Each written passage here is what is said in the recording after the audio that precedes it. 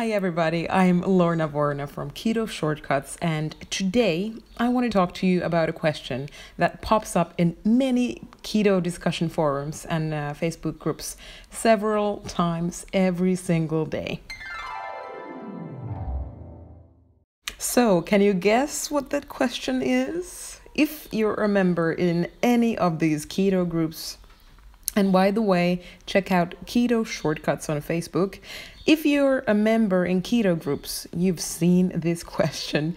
The post typically includes a photo of some food item, and the person asks, "Is this keto friendly?" Or "Will this kick me out of ketosis?" Or "Can I eat this on keto?"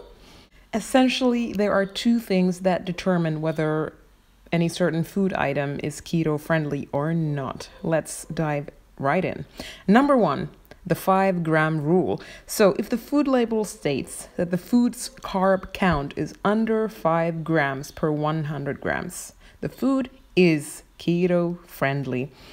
Let me repeat that. If the food's carb count is under 5 grams, the food is keto friendly. Here in Europe, you'll find out the carb count simply by looking at a line of text that says sugars, because absolutely every food label states the nutritional value per 100 grams of the product.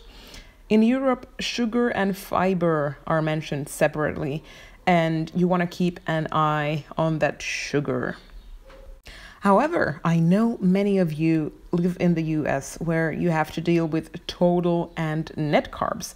So always refer to net carbs. In other words, look at the label, check out what the total carbohydrate count is, and deduct fiber, and then you'll get net carbs.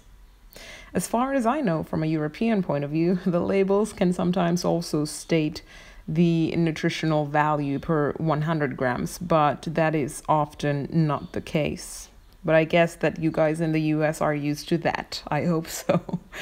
So, this is the 5-gram rule. If a food has 5 or less net carbs per 100 grams, it is positively keto friendly. All right, so number 2.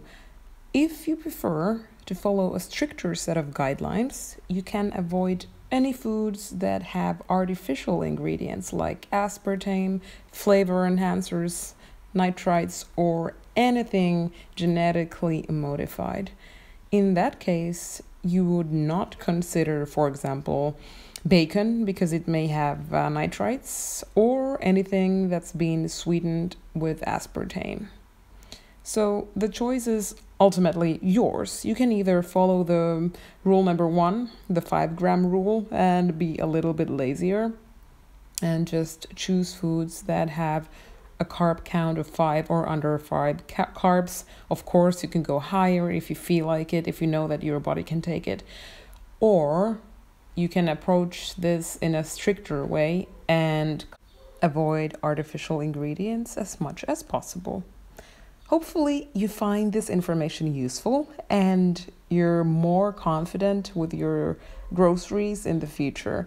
Just remember the 5-gram rule when you're looking at labels. I believe that will get you pretty far. Thanks for listening, and talk to you tomorrow when you'll hear more about protein, the muscle macro. Take care.